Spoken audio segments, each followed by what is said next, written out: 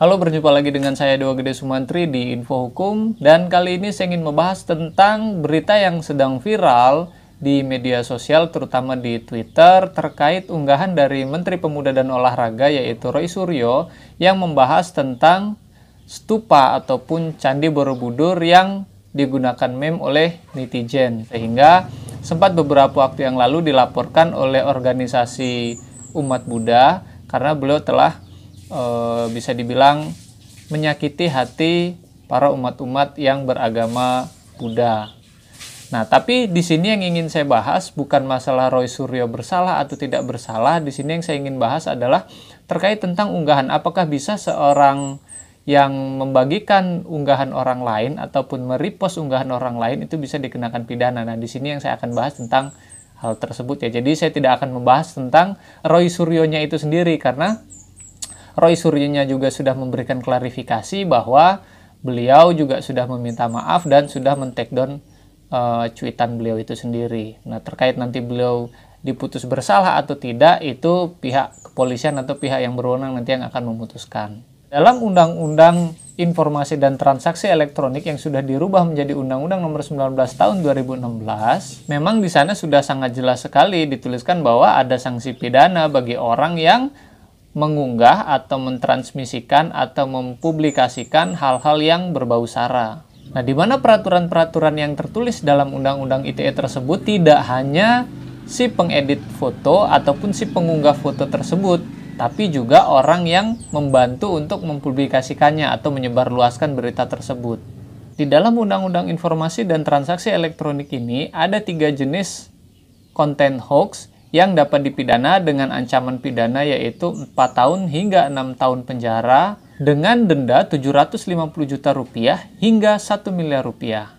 Yang pertama yaitu menyangkut nama baik atau fitnah. Pencemaran nama baik atau fitnah itu sendiri diatur dalam Undang-Undang ITE pasal 27 ayat 3. Yang kedua, penipuan yang bermotif ekonomi, di mana penipuan tersebut akan merugikan konsumen.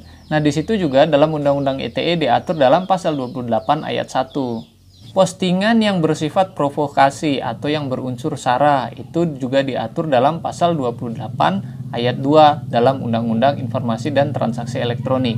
Nah, dengan adanya pasal ini sebetulnya setiap orang atau setiap masyarakat dari kita memang harus berhati-hati dalam mengunggah sesuatu terkait itu tentang sara ataupun pencemaran nama baik ataupun fitnah di media sosial. Jadi alangkah lebih bijaknya apabila Anda sebelum menyebarkan berita apapun itu, Anda cross-check kembali kebenarannya, apakah itu berita hoax atau memang itu berita benar dan memang wajar kalau dipublikasikan.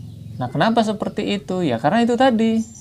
Apabila Anda menyebarkan berita yang termasuk berita hoax ataupun yang berbau sara, walaupun berita itu benar tapi menimbulkan sara, ya Anda juga nanti akan dapat dikenakan pidana, seperti yang telah tertulis dalam pasal 27 ayat 3 itu tadi. Kemudian kita hubungkan lagi dengan apa yang dilakukan oleh Roy Suryo.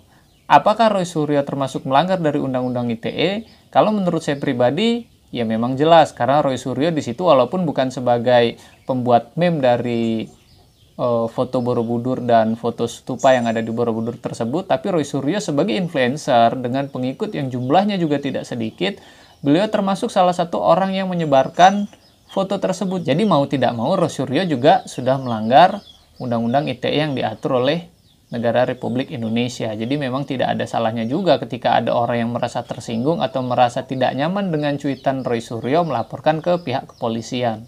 Oleh sebab itu, maka saya juga memberi saran kepada para influencer, bukan hanya kepada Bapak Roy Suryo, tapi juga kepada seluruh influencer yang ada di Indonesia maupun di luar negeri, untuk lebih berhati-hati lagi dalam membagikan sebuah postingan. Karena kita tidak tahu apakah nanti ada orang yang tersakiti atau tidak dari postingan-postingan yang kita upload di sosial media tersebut. Jadi ini semua bisa menjadi pelajaran untuk kita semua untuk lebih baik ke depannya. Demikian tadi yang dapat saya sampaikan dalam video ini. Mohon maaf apabila masih terdapat banyak sekali kekurangan dalam pembuatan video ini. Saya Dewa Gede Sumantri, sampai ketemu di video berikutnya. Salam keadilan.